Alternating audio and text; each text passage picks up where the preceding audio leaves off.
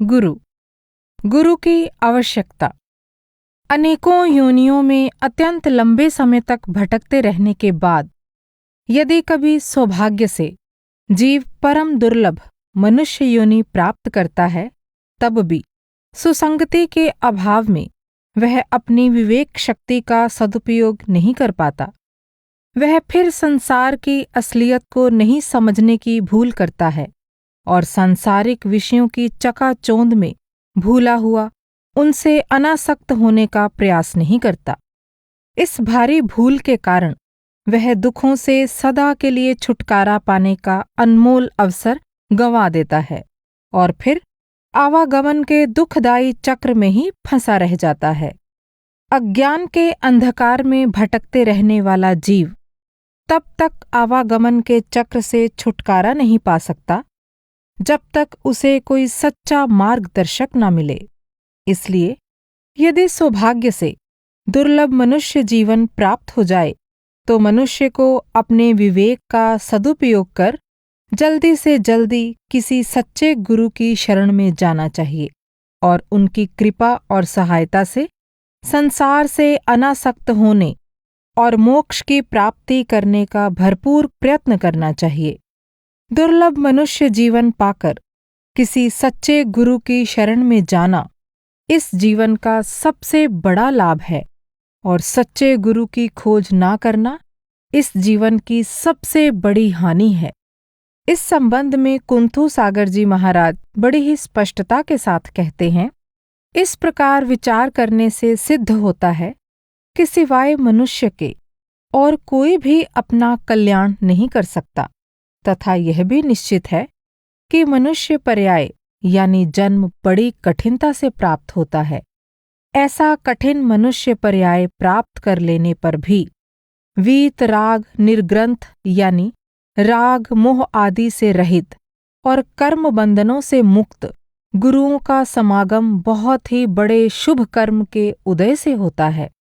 ऐसे निर्ग्रंथ गुरुओं के समागम में भी जो मनुष्य प्रमाद यानी गफलत करता है, अपने आत्मा का कल्याण नहीं करता, वह अपने मनुष्य जन्म को व्यर्थ ही खो देता है।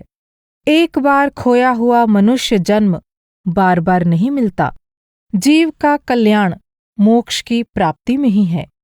इसलिए जो मोक्ष की प्राप्ति में जीव का सबसे अधिक सहायक हो, उसे ही परमेष्ट यानी परम इष्ट अर्थात सबसे प्रिय और पूजनीय मानना चाहिए।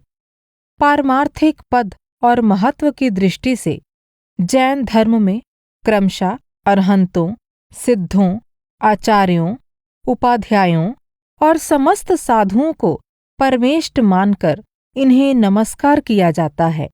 इन पांचों परमेष्ट के समूह को पंच परमेष्टि कहते हैं। इनमें से पहले और दूसरे अर्थात अरहंत और सिद्ध का पद सबसे ऊंचा है, क्योंकि वे परमात्म पद को प्राप्त कर चुके होते हैं। इसलिए उन्हें सच्चा देव, परमात्मा या भगवान भी कहा जाता है। जो अपनी आध्यात्मिक साधना में पूर्ण सिद्धि प्राप्त कर लोकाकाश के शिखर पर स्थित हो जाते हैं, उन्हें सिद्ध कहते हैं। सिद्ध भगवान का मनुष्य रूप समाप्त हो गया है। वे संसारी जीवों की बुद्धि वाणी की पहुंच से परे होते हैं। इसलिए संसारी जीव उनसे साधारण रूप से संपर्क नहीं कर सकते। पर अरहंत आध्यात्मिक पूर्णता को प्राप्त करके भी अन्य चार परमेष्टि की तरह मनुष्य रूप में होते हैं। वे वीतरागी सर्वज्ञ महात्मा या संत जीवों के कल्याण के लिए संसार में विचरते हैं और अपने उपदेश द्वारा जीवों का कल्याण करते हैं। उनकी इसी विशेषता के कारण जैन ग्रंथों में उनके नाम का उल्लेख पंच परमेष्टि में सर्वप्रथम यानी सिद्धों से भी पहले किया जाता है। पंडित टोडरमल ने अपने ग्रंथ मोक्ष मार्ग प्रकाशक में इस तथ्य का स्पष्टीकरण इन शब्दों में किया है। यहाँ सिद्धों से पहले अरहंतों को नमस्कार किया, सो क्या कारण? ऐसा संदेह उत्पन्न होता है। उसका समाधान यह है, नमस्कार करते हैं सो अपना प्रयोजन सधने की अपेक्षा से करते हैं, सो अरहंतों से उपदेशादिक का प्रयोजन विशेष सिद्ध होता है। इसलिए पहले नमस्कार किया है। हुकमचंद भारिल ने भी सच्चे गुरु अरहंत भगवान को जीव का सच्चा हितकारी बताते हुए जीवों के हित की दृष्टि से उन्हें सिद्ध भगवान से भी अधिक महत्वपूर्ण माना है। वे कहते हैं, अरहंत और सिद्ध परमेष्टि सच्चे देव हैं। सच्चे देव को परमात्मा, भगवान, आप्त यानी विश्वसनीय उपदेशक आदि नामों से भी अभिहित किया जाता है यानी पुकारा जाता है। यद्यपि सामान्य कथनानुसार ये शब्द सभी एकार्थवाची हैं, तथापि आप्त शब्द अपनी कुछ अलग विशेषता रखता है। जो वीतरागी और सर्वज्ञ हों वे सभी भगवान हैं, परमात्मा हैं, सच्चे देव हैं। किंतु आप्त में एक विशेषता और होती है जो अन्य में नहीं। आप्त वीतरागी और सर्वज्ञ होने के साथ साथ हितोपदेशी भी होते हैं। सभी भगवान हितोपदेशी नहीं होते। सिद्ध भगवान के तो वाणी का संयोग है ही नहीं। सच्चे देव की परिभाषा में हितोपदेशी विशेषण आप्त की अपेक्षा से है। पूर्व काल में पूर्ण आध्यात्मिक सिद्धि प्राप्त कर मोक्ष पद को प्राप्त कर चुके सिद्ध भगवान से मोक्ष मार्ग का उपदेश देने वाले अरहंत भगवान यानी सच्चे गुरु का अंतर बतलाते हुए वे फिर कहते हैं, यदि देव साक्षात मोक्ष स्वरूप हैं तो गुरु साक्षात मोक्ष मार्ग हैं। वे एक प्रकार से चलते फिरते सदेह सिद्ध हैं। अरहंत भगवान को सच्चा हितोपदेशी बताते हुए हुकमचंद भारिल बड़ी ही स्पष्टता के साथ कहते हैं, आत्मा का हित सच्चे सुख की प्राप्ति में ही है और सच्चा सुख निराकुलता यानी शांति की अवस्था में ही होता है। आकुलता यानी अशांति मुक्ति में नहीं है। अतः मुक्ति के मार्ग में लगना ही प्रत्येक सुखाभिलाषी का कर्तव्य है।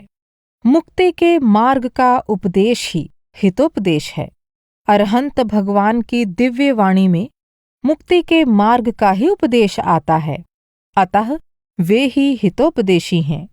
उनकी वाणी के अनुसार ही समस्त जिनागम यानी जैन शास्त्र लिखा गया है। गणेश प्रसाद वर्णी भी अरहंत भगवान को परम गुरु कहते हुए उनकी सर्वाधिक महत्ता और परोपकारिता इन शब्दों में व्यक्त करते हैं। उनमें यानी पंच परमेष्टि में से अरहंत भगवान तो परम गुरु हैं, जिनकी दिव्य ध्वनि से संसार आतप यानी दुख के शांत होने का उपदेश जीवों को मिलता है। जिन उपायों को श्री गुरु ने दर्शाया है उनके साधन से अवश्यमेव वह पद यानी जिसे स्वयं श्री गुरु ने प्राप्त किया है अनायास प्राप्त हो जावेगा। इस प्रकार अरहंत भगवान या सच्चे गुरु ने दिव्य ध्वनि के द्वारा जीवों के उद्धार का ऐसा मार्ग दर्शाया है जिसे अपनाकर जीव निश्चित रूप से संसार सागर को पार करने में सफल होते हैं। यह अरहंत भगवान या सच्चे संत सद्गुरु का जीवों के प्रति सबसे बड़ा उपकार है। अरहंत भगवान के इस महान उपकार को स्पष्टता से समझाते हुए तत्व भावना में कहा गया है, जो स्वयं जिस काम को सिद्ध कर लेता है वह उस काम में दूसरे को भी लगाकर उसका उद्धार कर सकता है। अरहंत भगवान सम्यक ज्ञान की सेवा करके स्वयं कर्मों के बंधन से छूटकर स्वाधीन यानी मुक्त हो गए। वे अपनी दिव्य वाणी से इसी प्रकार की शिक्षा देते हैं कि जो कोई सम्यक्त्व पूर्वक ज्ञान को प्राप्त करके आत्मानुभव करेगा वह संसार समुद्र से उसी तरह पार हो जाएगा जिस तरह हमने पार पा लिया। उनकी इस सम्यक शिक्षा को जो ग्रहण करते हैं व उस पर चलते हैं वे भी शीघ्र संसार समुद्र से पार हो जाते हैं और उस मोक्ष लक्ष्मी को पा लेते हैं, जिसके लिए संत पुरुष निरंतर भावना किया करते हैं व जिसका कभी क्षय नहीं होता तथा जो कर्ममल से रहित निर्मल है। आचार्य कहते हैं कि जो स्वयं तर गए हैं उनके द्वारा यदि दूसरे तार लिए जाएं तो कोई बड़े आश्चर्य की बात नहीं है।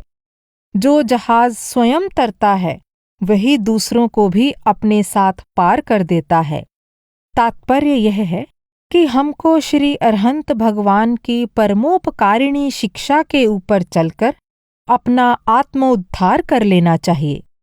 इन कथनों से स्पष्ट है कि पंच परमेष्टि में जिन पांचों को शामिल किया गया है वे सभी पूजनीय और नमस्कार योग्य हैं, पर जीव कल्याण की दृष्टि से इन सब में अरहंत भगवान या सच्चे संत सद्गुरु ही जीव के सबसे अधिक हितकारी हैं। इसीलिए उन्हें परम गुरु कहा गया है। वे अपनी दिव्य ध्वनि द्वारा सच्चे मोक्ष मार्ग का उपदेश देकर जीवों को संसार से मुक्त करते हैं। जीवों का कल्याण मोक्ष प्राप्ति में ही है। इसीलिए जैन धर्म में गुरु को जीव कल्याण के लिए अत्यंत आवश्यक माना गया है। यूं तो साधारण बोलचाल की भाषा में जो भी किसी प्रकार का ज्ञान देता है उसे हम गुरु कह देते हैं, पर जीवों के परम हित या मोक्ष के प्रसंग में अरहंत भगवान को ही परम गुरु माना जाता है। अरहंत भगवान के अतिरिक्त जैन धर्म में आचार्य, उपाध्याय और साधु को भी गुरु का पद प्राप्त है। इसीलिए उनका उल्लेख पंच परमेष्टि में किया जाता है। वास्तव में वे ही लोक में विशेष रूप से गुरु के नाम से प्रसिद्ध हैं, क्योंकि अरहंत भगवान का पाया जाना दुर्लभ माना जाता है। हुकमचंद भारिल ने वीतराग सर्वज्ञ अरहंत भगवान को परम गुरु और शेष आचार्य आदि को अपरम गुरु या परंपरा गुरु कहा है। वीतराग सर्वज्ञ अरहंत भगवान को आध्यात्मिक साधना में पूर्ण सिद्धि प्राप्त हो चुकी होती है और वो जीते जी उच्चतम अविनाशी पद प्राप्त कर चुके होते हैं। पर आचार्य आदि गुरु सम्यक दर्शन, ज्ञान और चरित्र में उच्चता प्राप्त कर लेने पर भी अभी उच्चतम आध्यात्मिक पद की प्राप्ति के लिए यत्नशील होते हैं। अरहंत भगवान की तरह इन्हें भी धर्मोपदेश देने का अधिकार होता है।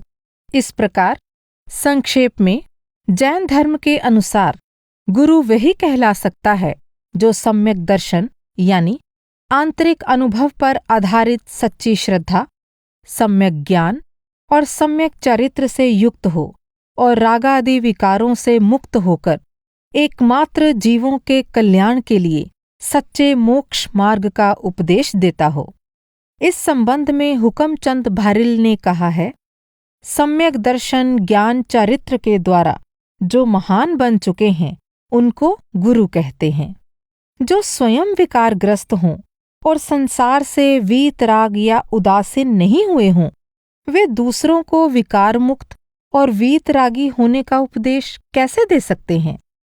इसलिए गुरु स्वयं राग, द्वेष, मोहादि विकारों से मुक्त होकर समत्व भाव धारण कर संसार में विचरते हैं और जीवों को उनके उद्धार का मार्ग बतलाते हैं। इसलिए गुरु को मुक्ति दाता कहते हैं। जैन धर्म में देव और गुरु के साथ ही शास्त्र को भी आदरणीय स्थान प्राप्त है, क्योंकि शास्त्र द्वारा जीवों को परमार्थ संबंधी शिक्षा प्राप्त होती है तथा मोक्ष मार्ग पर चलने की प्रेरणा मिलती है। वास्तव में सच्चे शास्त्र या सद्ग्रंथ तीर्थंकर या परम गुरु की दिव्य ध्वनि पर ही आधारित माने जाते हैं। इसलिए वे हितकारी हैं तथा आदर और सत्कार के योग्य हैं। वे केवली यानी सर्वज्ञ तीर्थंकर की परंपरा को बनाए रखने में सहायक होते हैं, जैसा कि पंडित टोडरमल ने अपने मोक्ष मार्ग प्रकाशक में स्पष्ट किया है। अनादि से तीर्थंकर केवली यानी सर्वज्ञ होते आए हैं। उनको सर्व का ज्ञान होता है। पुनश्च उन तीर्थंकर केवलियों का दिव्य ध्वनि द्वारा ऐसा उपदेश होता है जिससे अन्य जीवों को पदों का एवं अर्थों का ज्ञान होता है। उनके अनुसार गणधर देव अंग प्रकीर्ण रूपी ग्रंथ गूंथते हैं तथा उनके अनुसार अन्य अन्य आचार्यादिक नाना प्रकार ग्रंथादि की रचना करते हैं। उनका कोई अभ्यास करते हैं, कोई उनको कहते हैं, कोई सुनते हैं। इस प्रकार परंपरा मार्ग चला आता है। इस प्रकार तीर्थंकर देव या परम गुरु दिव्य ध्वनि द्वारा अधिकारी जीवों को उपदेश देकर अर्थात दिव्य ध्वनि के संपर्क में लाकर उन्हें प्रत्यक्ष रूप से पारमार्थिक ज्ञान प्रदान करते हैं, जबकि गणधर आदि ग्रंथकर्ता शास्त्रों के माध्यम से उस ज्ञान को परोक्ष रूप से प्रस्तुत करते हैं, जिसे जीव अपनी बुद्धि द्वारा ग्रहण करने या समझने का प्रयत्न करते हैं। तीर्थंकरों या परम गुरु की दिव्य ध्वनि पर आधारित होने के कारण ही सद्ग्रंथों या शास्त्रों को प्रामाणिक माना जाता है। पर शास्त्रों के मर्म को समझने के लिए किसी सच्चे ज्ञानी गुरु की आवश्यकता होती है, अन्यथा उनका सही मर्म ना समझने के कारण अनाड़ी जीवों को उनसे लाभ के बदले हानि हो सकती है। इस बात को समझाते हुए हुकमचंद भारिल कहते हैं, जैसे औषधि विज्ञान संबंधी शास्त्रों में अनेक प्रकार की औषधियों का वर्णन होता है, यद्यपि सभी औषधियां रोगों को मिटाने वाली ही हैं, तथापि प्रत्येक औषधि हर एक रोगी के काम की नहीं हो सकती। विशेष रोग एवं व्यक्ति के लिए विशेष औषधि विशिष्ट अनुपात के साथ निश्चित मात्रा में ही उपयोगी होती है। यही बात शास्त्रों के कथनों पर भी लागू होती है। अतः उनके मर्म को समझने में पूरी सावधानी रखनी चाहिए, अन्यथा गलत औषधि सेवन के समान लाभ के स्थान पर हानि की संभावना अधिक रहती है। शास्त्रों में उल्लिखित विषयों को उसके पूर्वापर प्रसंग और संदर्भ में समझना बहुत आवश्यक है, अन्यथा उसका सही भाव समझ पाना संभव नहीं होगा। शास्त्र स्वयं बोलते नहीं हैं, उनका मर्म हमें स्वयं यानी अपने निजी ज्ञान के आधार पर या योग्य ज्ञानियों के सहयोग से निकालना पड़ता है। इस प्रकार हम पाते हैं कि जैन धर्म में अरहंत देव या परम गुरु का स्थान सर्वश्रेष्ठ है और वे ही शास्त्रों की प्रामाणिकता के आधार हैं। वे प्रत्यक्ष ज्ञान दाता हैं, जबकि शास्त्रों का ज्ञान ज्ञानियों की सहायता से अप्रत्यक्ष रूप से प्राप्त किया जाता है। इसीलिए कुंथु सागर जी महाराज बड़ी ही स्पष्टता के साथ कहते हैं, इस संसार में सबसे उत्तम पदार्थ भगवान अरहंत देव हैं, उनके कहे हुए शास्त्र हैं। अरहंत देव सर्वज्ञ यानी केवली होते हैं और जीवों को मोक्ष मार्ग का उपदेश देकर वे उनका सबसे बड़ा उपकार करते हैं। ज्ञानार्णव में उनकी महिमा और परोपकार का उल्लेख इन शब्दों में किया गया है। ऐसे केवली यानी सर्वज्ञ भगवान शील और ऐश्वर्य सहित पृथ्वी तल में विहार करते हैं। वे विभु यानी प्रभु सर्वज्ञ भगवान पृथ्वी तल में विहार करके जीवों के द्रव्यमल और भावमल रूप मिथ्यात्व को जड़ से नाश करते हैं और समस्त भव्य यानी मोक्षार्थी जीव रूपी कमलों की मंडली यानी समूह को प्रफुल्लित करते हैं। भावार्थ, जीवों के मिथ्यात्व को दूर करके उनको मोक्ष मार्ग में लगाते हैं। सच्चा सुख अपने शुद्ध चैतन्य स्वरूप की प्राप्ति में ही है, पर अनाड़ी जीव संसार के अचेतन विषयों को सुख का साधन समझ उनमें सुख ढूंढने की कोशिश करते हैं। गुरु जीवों की इस मिथ्या दृष्टि को दूर कर यह बतलाते हैं कि सच्चा सुख चैतन्य में ही है और आत्मा चैतन्यमय है। इसलिए आत्मज्ञान में ही सच्चा सुख है। आत्मज्ञान के बिना सब दुख ही दुख है। चैतन्य स्वरूप आत्मा का पूर्ण ज्ञान या अनुभव हो जाने पर जीव को संसारी विषयों से विराग या अनासक्ति हो जाती है। वह वीतरागी बन जाता है। इसीलिए जैन धर्म में वीतराग विज्ञान रूप धर्म को साधने का उपदेश दिया जाता है और यह बताया जाता है कि सच्चे सुख को प्राप्त करने या वीतरागी बनने की इच्छा रखने वालों के हित के लिए वीतरागी आत्मज्ञानी महात्मा या गुरु सदा संसार में विद्यमान रहते हैं। जैसा कि वीतराग विज्ञान का उपदेश देते हुए कांजी स्वामी स्पष्ट रूप से कहते हैं, चैतन्य का वीतराग विज्ञान सुख रूप है और ऐसे वीतराग विज्ञान रूप धर्म को साध करके अनादि काल से जीव मुक्त होते रहते हैं। वीतराग विज्ञानवंत जीव यानी वीतरागी आत्मज्ञानी महात्मा जगत में सदा काल विद्यमान होते ही हैं। अतः मुक्ति के लिए तुम भी वीतराग विज्ञान करो। संसार के केवल अचेतन विषय ही जीव के लिए दुखदायी नहीं होते, बल्कि सांसारिक विषयों में आसक्त अपने निकट संबंधी भी अपने मोह में फंसाकर जीव को संसार में अटकाए रखते हैं और उसके दुख का कारण बनते हैं।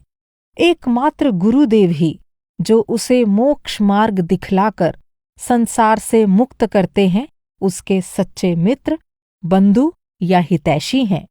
ज्ञानार्णव में स्पष्ट कहा गया है, हे आत्मन, जो तुझे संसार के चक्र में डालते हैं वे तेरे बांधव यानी हितैषी नहीं हैं, किंतु जो मुनिगण यानी गुरु महाराज तेरे हित की वांछा करके यानी इच्छा रखकर बंधुता करते हैं, अर्थात हित का उपदेश करते हैं तथा मोक्ष का मार्ग बताते हैं, वे ही वास्तव में तेरे सच्चे और परम मित्र हैं। जैन धर्म के अनुसार जीव के कल्याण के लिए गुरु अत्यंत ही आवश्यक है। केवल गुरुदेव ही जीव को आध्यात्मिक दीक्षा प्रदान कर सकते हैं तथा गुरु की कृपा और सहायता से ही वह मोक्ष मार्ग की कठिनाइयों पर विजय प्राप्त करते हुए अपने लक्ष्य को प्राप्त करने में सफल होता है। संसार में साधारणतया 2 प्रकार के गुरुओं का उल्लेख किया जाता है। पहले को विद्या गुरु और दूसरे को दीक्षा गुरु कहते हैं। लिखना पढ़ना सिखाने वाले तथा छोटे बड़े विद्यालयों में संसार के अनेक विषयों की शिक्षा देने वाले को विद्या गुरु कहते हैं। पर जो दीक्षा या परमार्थ का भेद देकर जीव के आंतरिक अंधकार को दूर करते तथा मोक्ष मार्ग को प्रकाशित करते हैं और इस प्रकार जीव को वास्तविक सुख और शांति की प्राप्ति कराते हैं, उन्हें दीक्षा गुरु कहा जाता है। ये दोनों ही उपकारी हैं तथा सत्कार और नमस्कार के योग्य हैं, क्योंकि विद्या गुरु सांसारिक विद्या सिखलाकर सांसारिक विषयों का ज्ञान देते हैं और दीक्षा गुरु आध्यात्मिक विद्या का भेद देकर आत्मिक प्रकाश प्रदान करते हैं।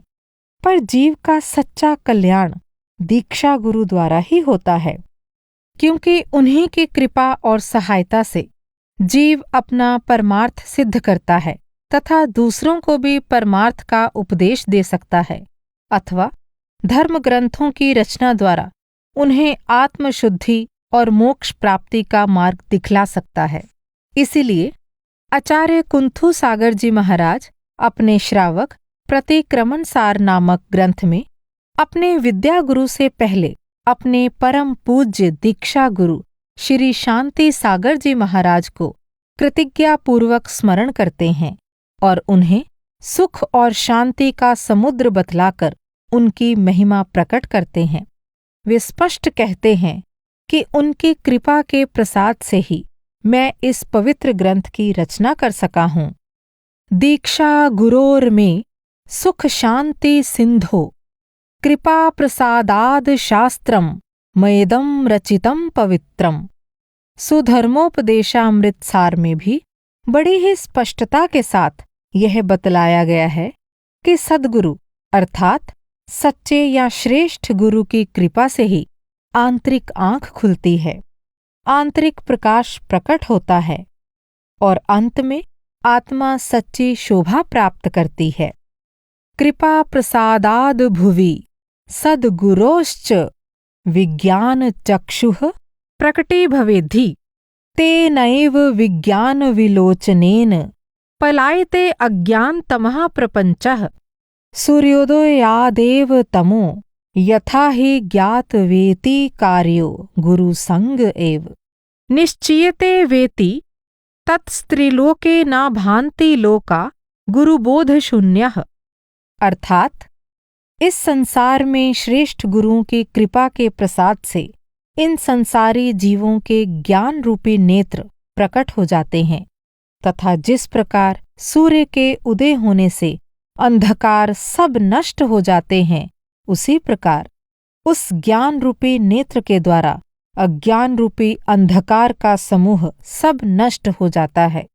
यही समझकर गुरुओं का समागम सदा काल करते रहना चाहिए, क्योंकि तीनों लोकों में यह बात निश्चित है कि गुरुओं द्वारा प्राप्त हुए ज्ञान के बिना ये संसारी जीव कभी शोभायमान नहीं होते।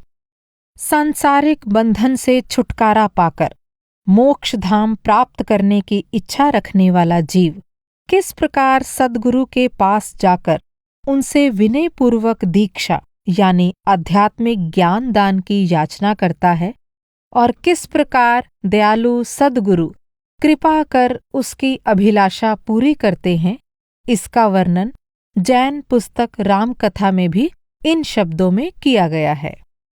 जाके चारण साधु चरण तट करके सविने उन्हें प्रणाम, दे भगवन जिन दीक्षा मुझको पाऊं जिससे शिवपुर धाम, भव के दुखदायक भोगों से मैं हूँ मन में अधिक उदास, तोड़ दीजिए हे करुणाधन कृपया मेरा ये भवपाश।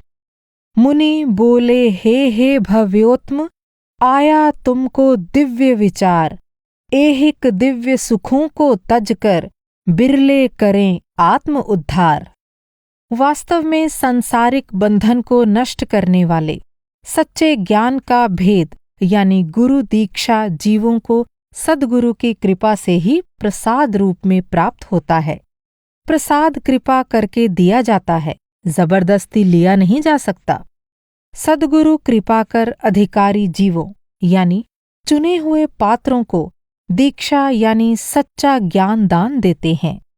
इस दीक्षा रूपी बीज से ही पारमार्थिक ज्ञान का वृक्ष विकसित होता है, जो मोक्ष का फल देता है। सच्चे गुरु से प्राप्त की गई दीक्षा कभी निष्फल नहीं होती, वह अवश्य ही पुरुषार्थी शिष्य को मोक्ष का फल प्रदान करती है। इसीलिए पहले के पद में मोक्ष धाम का इच्छुक जीव सद्गुरु से विनयपूर्वक दीक्षा का दान मांगता है। अक्सर 4 प्रकार के दान की चर्चा की गई है, पर इन चारों में सद्गुरु द्वारा दिया गया ज्ञान दान ही श्रेष्ठ माना जाता है। ब्रह्मचारी मूलशंकर देसाई इन चारों दानों का उल्लेख करते हुए ज्ञान दान की उत्तमता या श्रेष्ठता का कारण इन शब्दों में व्यक्त करते हैं। ऐसे पात्र जीवों को 4 प्रकार का दान देना चाहिए। 1. आहार दान, 2. औषध दान, 3. अभय दान, 4. शास्त्र दान यानी शास्त्र प्रतिष्ठित ज्ञान दान। इन चारों ही प्रकार के दानों में उत्तम दान ज्ञान दान ही है, क्योंकि आहार दान देने से पात्र जीव एक दिन की क्षुधा नाम के रोग से मुक्त हो सकता है। औषध दान देने से पात्र जीव महीना, 2 महीना, वर्ष आदि तक रोग से मुक्त हो सकता है। अभय दान देने से पात्र जीव एक आयु तक भय से मुक्त हो सकता है और ज्ञान दान देने से जीव अनंत भव का जन्म मरण नाश करके सिद्ध पद की प्राप्ति कर सकता है। संत सद्गुरु से प्राप्त ज्ञान रूपी प्रसाद द्वारा साधक किस प्रकार अपनी साधना में आने वाले विघ्नों और सांसारिक प्रलोभनों पर विजय प्राप्त करने में सफल होता है, इसे जैन सिद्धांत प्रवेश रत्नमाला में एक बड़े ही सुंदर दृष्टांत द्वारा समझाया गया है। संसार के प्रलोभन, भ्रमपूर्ण विचार और राग द्वेष आदि सर्प के समान है, और दृढ़तापूर्वक अपनी साधना में लगा हुआ पुरुषार्थी जीव नेवले के समान है, जिसे संत सद्गुरु की दीक्षा रूपी जड़ी बूटी प्राप्त है। इस जड़ी बूटी के प्रभाव से वह संसार रूपी सर्प के विष रूपी विघन को दूर कर अपने लक्ष्य की प्राप्ति में सफल हो जाता है, जैसा कि जैन सिद्धांत प्रवेश रत्नमाला में स्पष्ट किया गया है। सांप और नेवला एक दूसरे का दुश्मन होता है। जब नेवला सांप के साथ लड़ाई करता है तो जंगल में एक नोलबेल नाम की जड़ी बूटी होती है। उसी के पास रहकर नेवला सांप के साथ लड़ाई करता है, क्योंकि यदि लड़ाई में सांप काट ले तो उस नोलबेल बूटी को सूंघ लेने से उसका विष दूर हो जाता है। तो हर हालत में नेवला सांप को मार देता है। उसी प्रकार यह सारा संसार सर्प रूप है और पुरुषार्थ करने वाला जीव नेवला के समान है। सर्प रूप संसार है, नौल रूप नर जान, संत बुटी संयोग ते होत अहि विषहाण। यह संसार सर्प रूप है और नेवला रूपी पुरुषार्थ करने वाला जीव है। जब यह जीव संसार के विषय भोगों की अनुकूलता और प्रतिकूलता में जलता है, तब उसको संत रूपी जड़ी बूटी से सर्प रूपी जो मिथ्यात्व है उसका नाश हो जाता है। यह जीव अनादि काल से दुखी हो रहा है। उसका कारण केवल यही है कि इसे संत रूपी बूटी नहीं मिली। जब तक जीव निर्मल ज्ञान से परिपूर्ण किसी संत सद्गुरु से दीक्षा ग्रहण कर उनकी सेवा में नहीं लगता, अर्थात उनके उपदेशानुसार दृढ़तापूर्वक पारमार्थिक अभ्यास में नहीं जुटता, तब तक उसके लिए मुक्ति प्राप्त करना संभव नहीं है। इसीलिए शुभ चंद्राचार्य सच्चे महात्मा के कुछ लक्षणों को बतलाकर उनकी सेवा में लगने का उपदेश देते हैं। वे कहते हैं, जो संयमी मुनि यानी महात्मा तत्वार्थ का यानी वस्तु का यथार्थ स्वरूप जानते हैं, मोक्ष तथा उसके मार्ग में अनुरागी हैं और संसार जनित सुखों में निस्पृह यानी वांछा रहित हैं, वे मुनि यानी महात्मा धन्य हैं। उनका कीर्तन व प्रशंसा की जाती है। जिन मुनि जनों का संयम रूपी जीवन क्रोधादि कषाय रूप सर्पों से तथा अजय रागादि निशाचरों से नष्ट नहीं हुआ है, तथा जिनका चित्त निर्मल ज्ञान रूप अमृत के पान से पवित्र है और जो स्थावर त्रस यानी नहीं चलने वाले और चलने वाले भेदयुक्त जगत के जीवों के लिए करुणा रूपी जल के समुद्र हैं। हे आत्मन, मुक्ति रूपी मंदिर पर चढ़ने की प्रवृत्ति करते हुए तुझे पूर्वोक्त प्रकार के मुनियों, संतों, महात्माओं के चरणों की छाया ही सीढ़ी की पंक्ति के समान होवेगी। भावार्थ, जिनको ध्यान की सिद्धि करनी हो उन्हें ऐसे मुनियों, संतों, महात्माओं की सेवा करनी चाहिए। इस दुर्लभ मनुष्य जीवन को सफल बनाने के लिए यह अत्यंत आवश्यक है कि हम किसी सच्चे संत सद्गुरु की सेवा में जाकर उनसे दीक्षा प्राप्त करें और उनके उपदेश के अनुसार अपने आप को रत्नत्रय अर्थात सम्यक दर्शन यानी सच्ची श्रद्धा, सम्यक ज्ञान यानी सच्चे ज्ञान, सम्यक चरित्र यानी सच्चे आचरण को सिद्ध करने में पूरी तरह लगा दें। सद्गुरु के बिना जीव का कल्याण नहीं हो सकता। वे अपार कृपा करके और घोर कष्ट उठाकर जीवों को जगाते हैं, उन्हें सन्मार्ग में लगाते हैं और उन्हें सदा के लिए सुखी बनाने का अथक प्रयास करते हैं। संत सद्गुरु की अनुपम कृपा का उल्लेख करते हुए कानजी स्वामी कहते हैं, आहा जीवों को हित पंथ में लगाने के लिए संतों ने बड़े अनुग्रह से उपदेश दिया है। मिथ्यात्वादी भाव यानी आत्मा से भिन्न पदार्थों में मैं मेरी का भाव आदि ही संसार के जाल हैं। उसमें फंसकर जीव चार गति में रुलता है और दुखी होता है। उसको दुख से छुड़ाकर सुख का अनुभव कराने के लिए श्री गुरु ने यह वीत राग विज्ञान का उपदेश दिया है। ताते दुखहारी सुखकार, कहें सीख गुरु करुणा धार। ताहि सुनो भवि मन थिर आन, जो चाहो अपना कल्याण। हे भाई, तुम्हारे अपने ही कल्याण के लिए इस उपदेश को तुम अंगीकार करो। आत्महित के अभिलाषी मुमुक्षु जीवों, गृहीत अगृहीत यानी ग्रहण किए हुए और ग्रहण ना किए हुए सभी मिथ्या दर्शन ज्ञान चारित्र को छोड़कर और शुद्ध सम्यक दर्शन ज्ञान चारित्र को अंगीकार करके आत्म कल्याण के मार्ग में लगो। पराश्रय भाव रूप यानी पराये में आत्म भाव रूप इस संसार में भटकना छोड़ो। मिथ्यात्वादी भावों का सेवन छोड़ो और सावधान होकर आत्मा को रत्नत्रय की आराधना में जोड़ो। सद्गुरु के इस प्रकार समझाने पर और अपने उद्धार का सुअवसर सामने आने पर भी यदि मूढ़ प्राणी उनकी बातें ना माने, उल्टे उपद्रव ठाने और उन्हें कष्ट देने का प्रयत्न करे, तो फिर उसे कौन बचाए? वह फिर अपना आप ही जाने।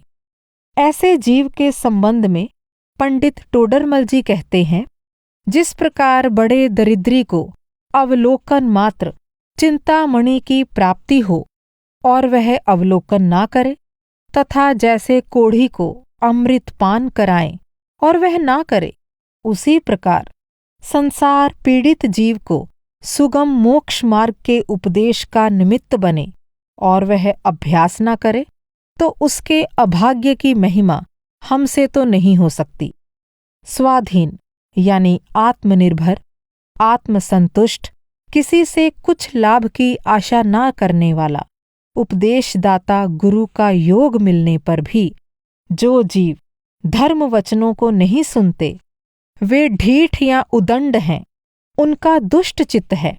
जब जीव सद्गुरु के उपदेश को श्रद्धापूर्वक सुनता है, उसे मानता है और फिर उसके अनुसार दृढ़तापूर्वक अभ्यास करता है, तभी वह पारमार्थिक मार्ग में कुछ आगे बढ़ सकता है। यह साहसी और पुरुषार्थी साधकों का मार्ग है, कायरों और कामचोरों का नहीं। भूधर दास जी ने स्पष्ट शब्दों में कहा है, सतगुरु दे जगाए, मोह नींद जब उपशमय। तब कछु बनहि उपाय, कर्म चोर आवत रुकै। परम दयालु गुरु तो दया करते हैं, पर मूढ़जन अपनी मूढ़ता से बाज नहीं आते। भाग्यशाली मनुष्य गुरु की महानता को समझते हुए उन्हें परमात्म रूप मानते हैं, उनके प्रति श्रद्धा भक्ति का भाव रखते हैं और उनकी दया का लाभ उठाते हैं। पर मूढ़ अपनी मूर्खता के कारण उनका अनादर करते हैं, उन्हें कष्ट देने की चेष्टा करते हैं और अंत में रोते बिलखते और हाथ मलते संसार से विदा लेते हैं। सद्गुरु के प्रति ज्ञानी यानी विचारवान व्यक्ति और मूढ़जन के व्यवहार की इस भिन्नता का संकेत देते हुए पुरुषार्थ सिद्ध उपाय में कहा गया है, श्री गुरु परम दयाल हवई, दियो सत्य उपदेश। ज्ञानी माने जान के, ठाने मूढ़ कलेश। गुरु का स्वरूप। इस अध्याय के प्रथम भाग का अंत करते हुए जिस दोहे को उद्धृत किया गया है, उसकी पहली पंक्ति श्री गुरु परम दयाल हवई, दियो सत्य उपदेश से ही सच्चे गुरु के स्वरूप के संबंध में अत्यंत महत्वपूर्ण संकेत मिलता है। यूं तो सच्चे गुरु के ज्ञान, सामर्थ्य और सदाचार संबंधी सभी गुणों को गिनाना कठिन है, क्योंकि वे अनंत गुणों के स्वामी होते हैं। फिर भी इस पंक्ति में उनके मुख्य गुणों की ओर संकेत करते हुए यह कहा गया है कि सच्चे गुरु परम दयालु होते हैं, उन्हें सत यानी अविनाशी तत्व का पूर्ण अनुभव प्राप्त होता है और वे कृपा कर जीवों के कल्याण के लिए उन्हें सत का ही उपदेश देते हैं। इसी कारण उन्हें संस्कृत में सद्गुरु और हिंदी में सतगुरु या सतगुरु कहते हैं।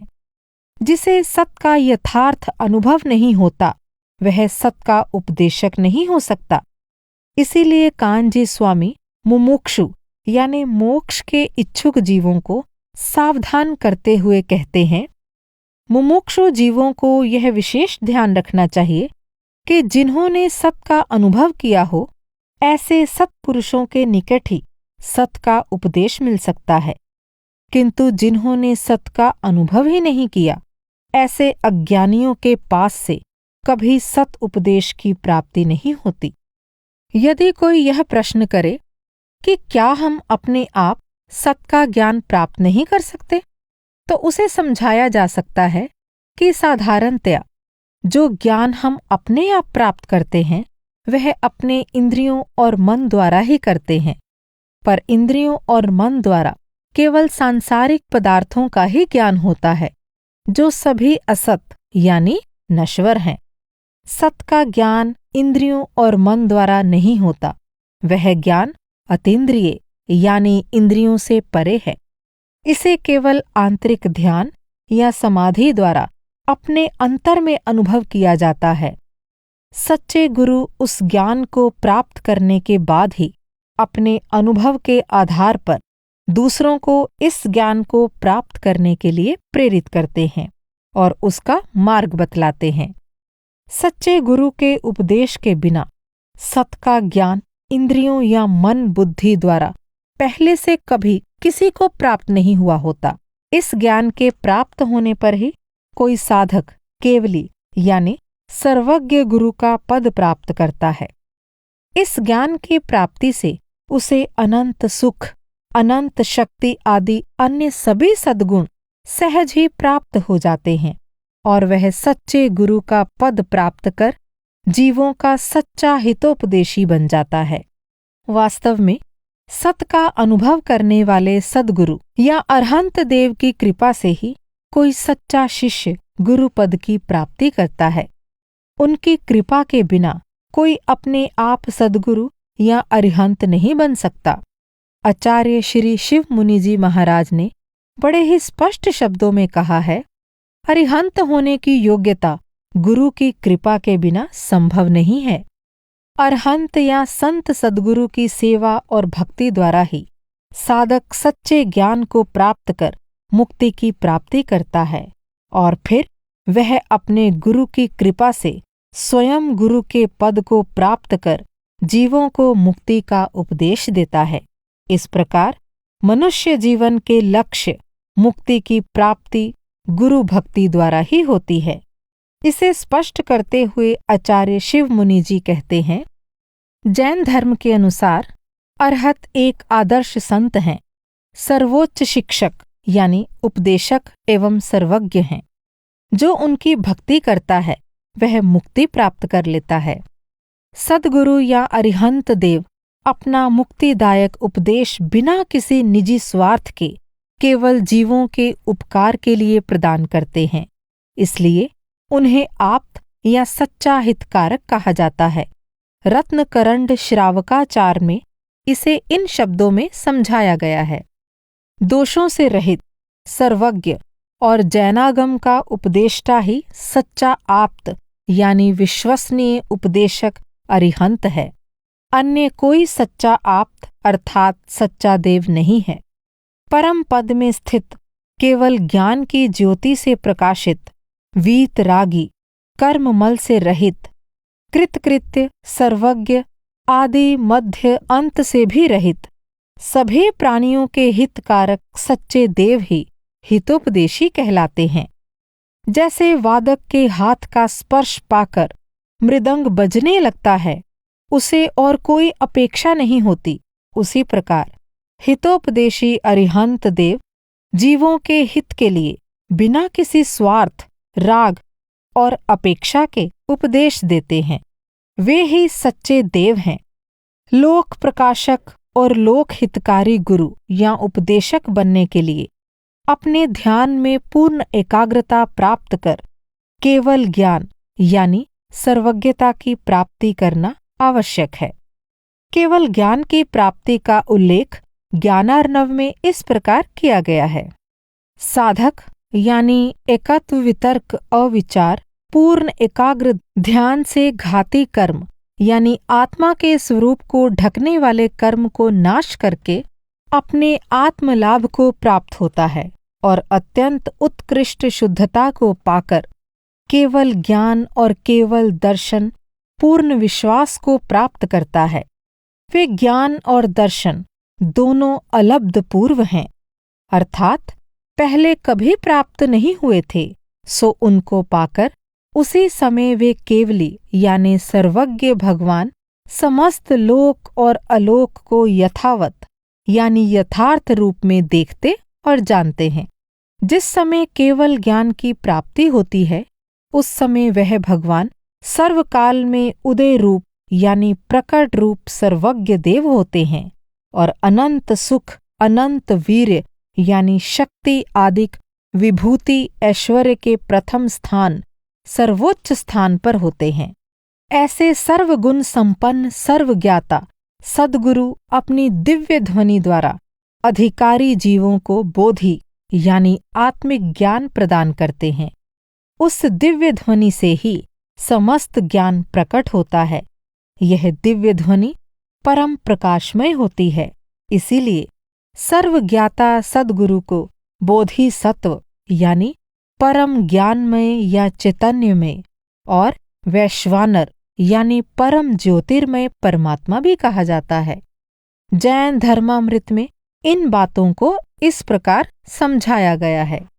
जो शारीरिक मानसिक आदि सर्व प्रकार के कलेशों में पड़े हुए प्राणियों को सर्व अर्थों की प्रतिपादन करने वाली अपनी अनुपम भाषा या दिव्य वाणी द्वारा बोध प्रदान करता है, उसे बोधि सत्व यानी परम ज्ञानमय या चैतन्य में स्वभाव वाला कहते हैं।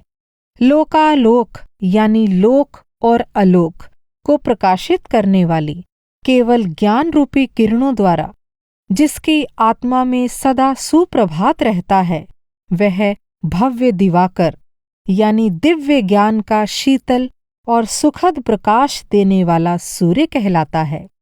जिसने ध्यान रूपी अग्नि द्वारा अपने जन्म जरा और मृत्यु रूपी महारोगों को दग्ध कर दिया और जो आत्मज्योतियों का पुंज है, वही वस्तुतः वैश्वानर यानी परम ज्योतिर्मय परमात्मा है।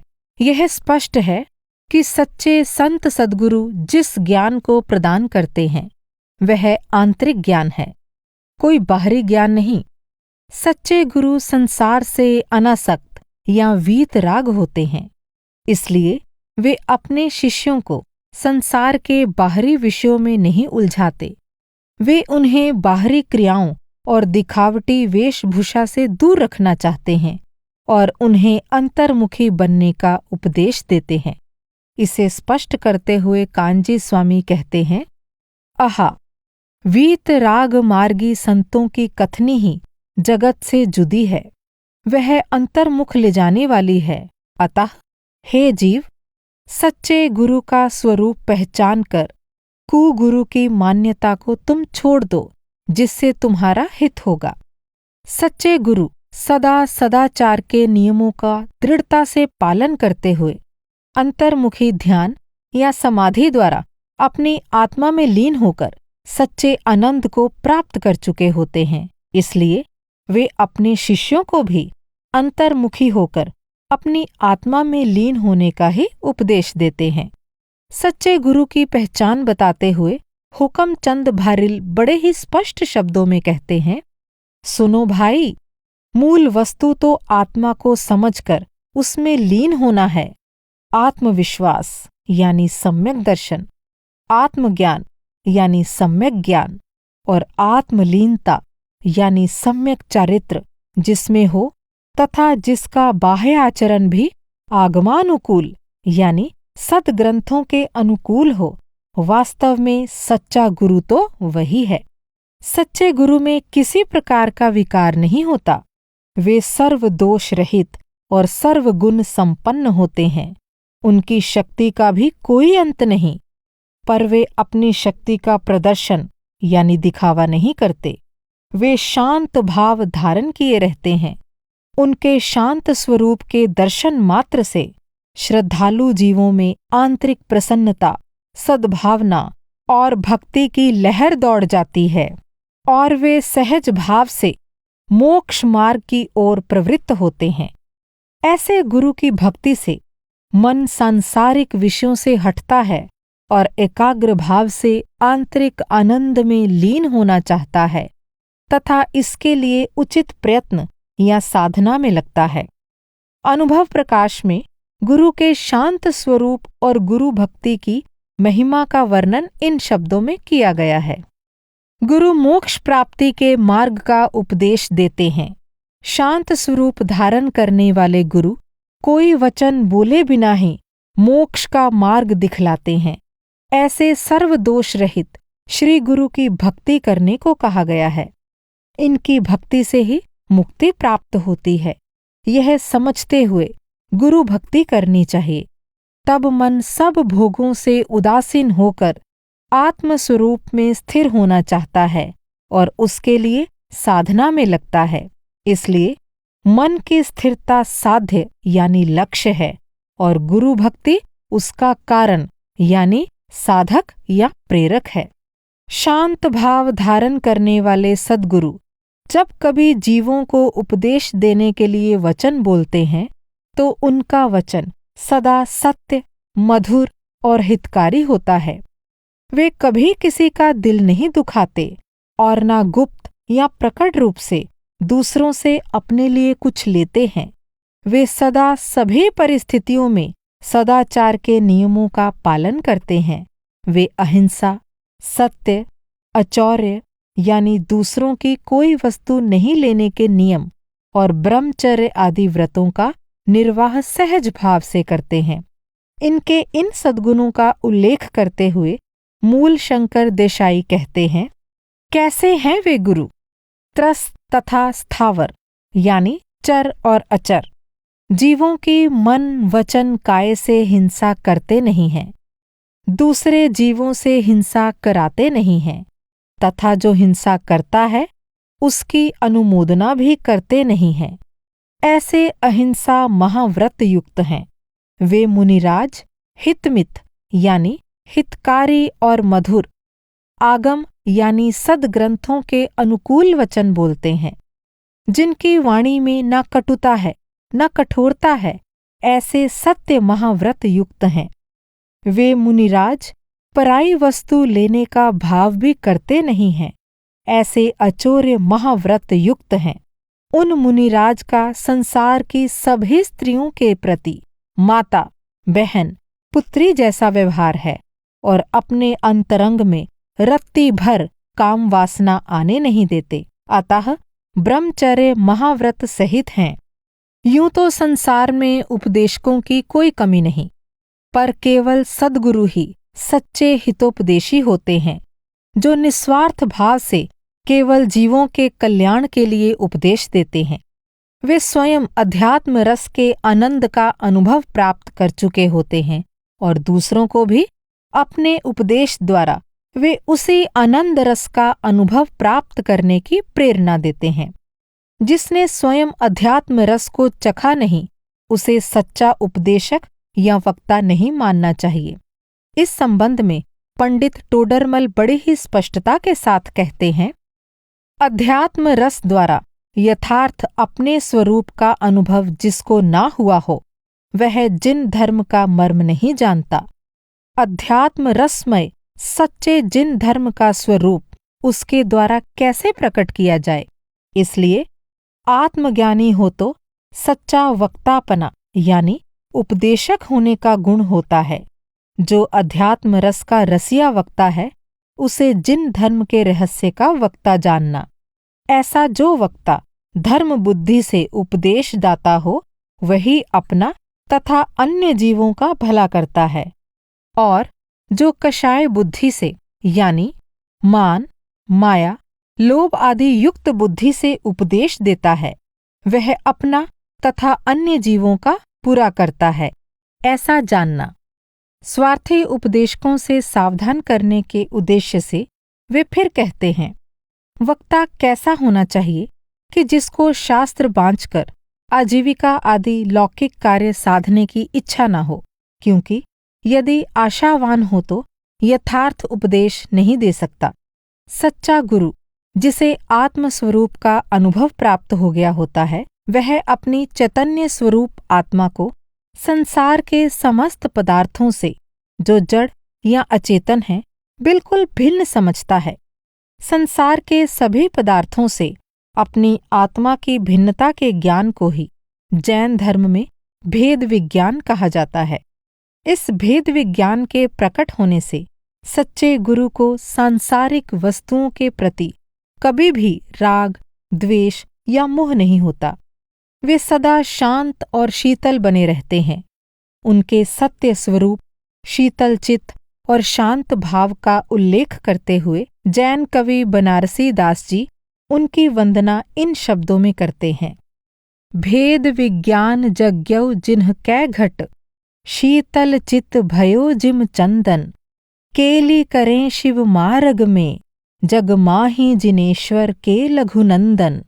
सत्य स्वरूप सदा जिन्ह कै, प्रगट्यो अवदात मिथ्यात्व निकंदन, शांत दशा तिन्ह की पहचानी, करई कर जोरी बनारसी बंदन। अर्थात जिनके अंतर में भेद विज्ञान प्रकट हो गया होता है, उनका चित्त चंदन की तरह शीतल हो जाता है। अपने को जिनेश्वर भगवान का एक छोटा तुच्छ शिष्य मानने वाले गुरु संसार में आकर शिव मार्ग अर्थात कल्याणमय मोक्ष मार्ग में चलने का आनंद मनाते हैं। मिथ्यात्व भाव को नष्ट करने वाला उनका निर्मल सत्य स्वरूप सदा प्रकट रहता है। उनकी शांत दशा को पहचानते हुए बनारसी दास हाथ जोड़कर उनकी वंदना करते हैं। समता भाव धारण करने वाले गुरु के अकथनीय आंतरिक आनंद और उनकी अपार महिमा का गुणगान करते हुए पंडित दौलत राम जी भी कहते हैं, अरि मित्र महल मसान कंचन, कांच निंदन थुतिकरन, अर्घावतारन असे प्रहारन, में सदा समता धरन। ज्यों चिंते निज में थिर भये, तिन अकथ जो आनंद लहेओ, सो इंद्र नाग नरेंद्र वा, अहमिंद्र कै नाही कहेओ। अर्थात वीतरागी महात्मा या सच्चे संत सद्गुरु शत्रु या मित्र के प्रति, सोना या कांच के प्रति, निंदा या स्तुति करने वाले के प्रति और सत्कार पूर्वक पूजा करने वाले या तलवार से प्रहार करने वाले के प्रति सदा समता धारण किए रहते हैं। इस प्रकार का समत्व विचार रखते हुए आत्मस्वरूप में स्थिरता से लीन रहने वाले महात्मा को जो अकथनीय यानी वचन से ना कहा जा सकने वाला आनंद प्राप्त होता है, वह आनंद देवताओं के राजा इंद्र, नागों के राजा वासुकी, चक्रवर्ती राजा या अपने आप को सबका स्वामी मान बैठने वाले अभिमानी को मिलने की बात कभी नहीं की जा सकती। अर्थात इन सभी को वह आनंद कभी प्राप्त नहीं हो सकता। सच्चे गुरु के समता भाव का उल्लेख करते हुए जैन कवि भूधर दास जी भी अपने हृदय में उनके दर्शन की लालसा रख दोनों हाथ जोड़कर उनसे यह विनती करते हैं, वे मुनिवर कब मिली हैं उपगारी, कंचन कांच बराबर जिनकै, ज्यों रिपु त्यों हितकारी। महल मसान मरन अरु जीवन, सम गरिमा अरुगारी। जोरी जुगल कर भूदर विनवै, तिन पद ढोक हमारी। भाग उदय दर्शन जब पाऊं, तां दिन की बलिहारी। अर्थात पता नहीं वे श्रेष्ठ परोपकारी मुनिवर या महात्मा मुझे कब मिलेंगे, जिनके लिए सोना और कांच, शत्रु और हितैषी मित्र, महल और शमशान भूमि, मरण और जीवन तथा प्रशंसा और गाली एक समान है।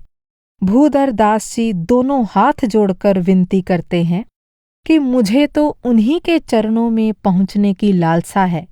मैं उस दिन पर बलिहार जाऊंगा जिस दिन मेरा भाग्य उदय होगा और मैं उनका दर्शन प्राप्त करूंगा।